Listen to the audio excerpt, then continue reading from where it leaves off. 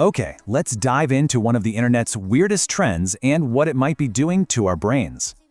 You've probably seen these, right? Skeletons telling some deep emotional story in a booming, cinematic voice. And we're talking millions of views. Creators are getting hundreds of thousands of followers from these things. So why do they work? Well, creators say it's all about the mystery. It hooks you in, so you watch it again.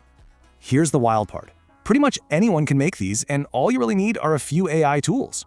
It's basically a 4-step playbook. Just combine a curious idea with AI for images, animation, and that deep voice. This brings up a huge question.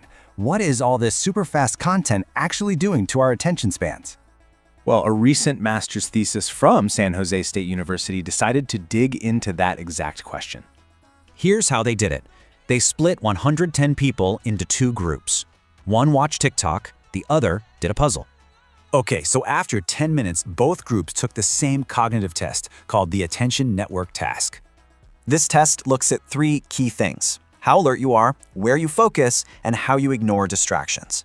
Everyone figured TikTok would hurt attention, right? Well, the results were not what you'd expect. First up, alertness, your readiness to react.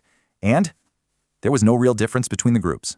Next, orienting, the ability to shift your focus. And again, basically no difference here either. And finally, executive control for filtering out distractions. You guessed it, still no significant difference. So the big takeaway is that in the short term, they found no evidence it was hurting attention. Okay, but that's just 10 minutes. What about people who use it all the time? They looked at that too. They checked screen time over 10 days and found no link to performance on any of the 3 attention tests. So, if screen time didn't predict attention scores, did it predict anything else?